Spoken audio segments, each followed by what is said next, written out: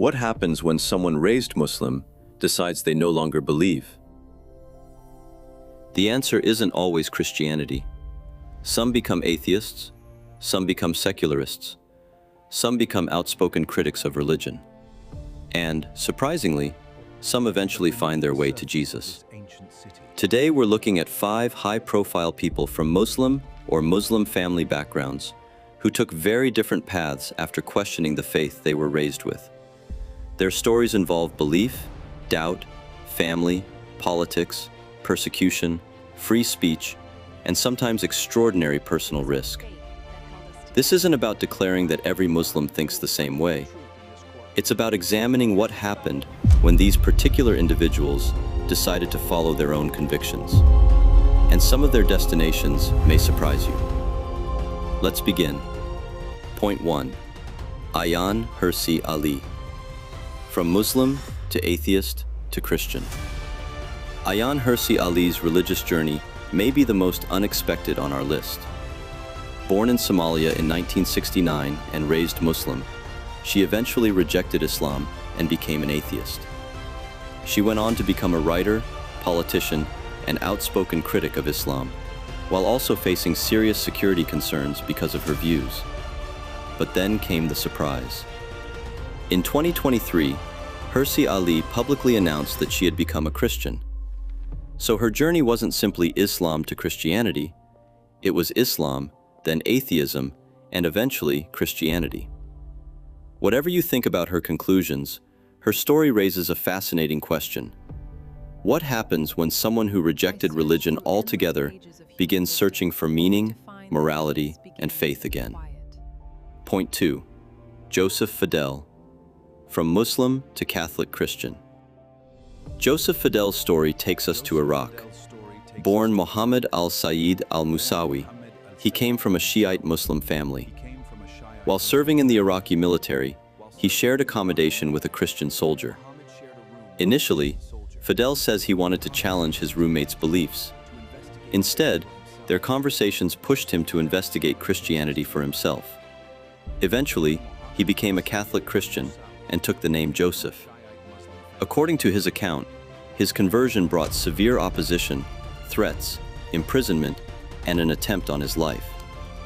He eventually escaped Iraq with his family. His autobiography became The Price to Pay.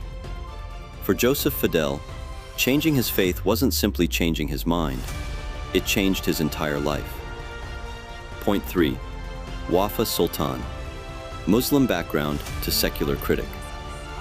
Wafa Sultan took a very different path. Born in Syria in 1958 into an Alawite Muslim family, she became a psychiatrist. Over time, her experiences led her to become an outspoken critic of Islamic extremism. Her international profile exploded in 2006 after a televised Al Jazeera debate about Islam, Christianity, and political violence. Her comments attracted enormous attention, criticism, and controversy. Eventually, Sultan moved to the United States and became a prominent secular voice. And this distinction matters. Wafa Sultan did not leave Islam and become Christian. She became secular. Her story reminds us that people leaving a religious tradition don't all arrive at the same destination. Sometimes they find another faith. Sometimes they find no faith at all. Point 4. Salman Rushdie. Muslim background to secular writer. Salman Rushdie's story is different again. Born in Bombay, India, into a Muslim family, Rushdie became a secular writer. In 1988, he published The Satanic Verses, a novel that generated enormous controversy in parts of the Muslim world. The following year, Iran's Ayatollah Khomeini issued a fatwa calling for Rushdie's death. For years, Rushdie lived under security protection. Then, in 2022, while preparing to speak publicly in New York, he was attacked and stabbed. He survived, but suffered severe injuries, including losing sight in one eye.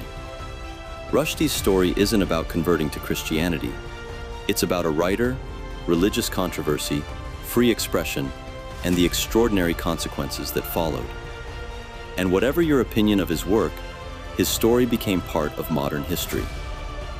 Point 5. Maryam Namazie. Muslim background to secular activist. Maryam Namazie was born in Tehran, Iran, and later became a prominent secular activist. Her family left Iran following the Iranian Revolution, and she eventually became involved in campaigns supporting secularism, freedom of expression, and women's rights. Namazie has publicly described herself as an ex-Muslim and has strongly criticized political Islam and religious restrictions on individual freedom. But once again, notice the destination. She didn't become Christian. She became a secular activist. And that makes her story useful to our discussion.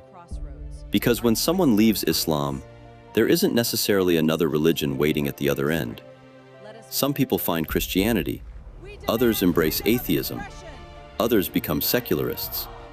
In other words, leaving one belief system doesn't automatically tell us where someone will end up. Point 6.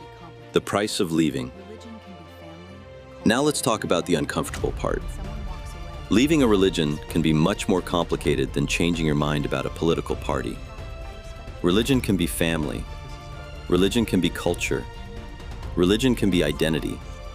And when someone walks away, relatives may feel that much more than a belief has been rejected. Some people experience disagreement. Others experience isolation. Some face threats. And in extreme cases, people have left their countries to live according to their convictions. But let's be fair. These stories do not describe every Muslim family, every Muslim community, or every Muslim country. Millions of Muslims disagree peacefully about religion every day. The point is simply this. For some people, changing religious identity can carry consequences that outsiders may never see. Point 7. Where does Christianity fit? For Christians, there is another fascinating part of this story. Some people who leave Islam eventually encounter Christianity. Joseph Fadelle became Catholic. Ayaan Hirsi Ali moved from Islam to atheism before eventually embracing Christianity.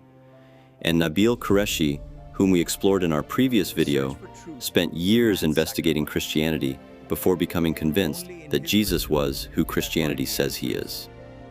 But Christians should remember something important. If we want people to seriously consider Jesus, we cannot simply shout louder. We need to understand what we believe. We need to understand what Muslims believe. And we need to be willing to answer difficult questions. Because Christianity isn't merely a cultural identity. It makes historical and theological claims about Jesus Christ. And claims about truth should be examined, not feared. So what can we actually learn from these 5 journeys? Ayaan Hirsi Ali went from Islam to atheism and eventually Christianity. Joseph Fadelle became Catholic. Wafa Sultan became secular. Salman Rushdie became a secular writer. And Maryam Namazie became a prominent secular activist. 5 people, 5 journeys, different conclusions, but one common thread: they questioned what they had been taught. Whether you agree with them or disagree with them, their stories remind us that faith is not simply something people inherit. People investigate, people doubt, people change, and sometimes what they discover changes the direction of their entire lives. I'm Terry, and this is Terry's Diverse Horizons, spreading the word. Keep questioning, keep learning, and keep seeking truth.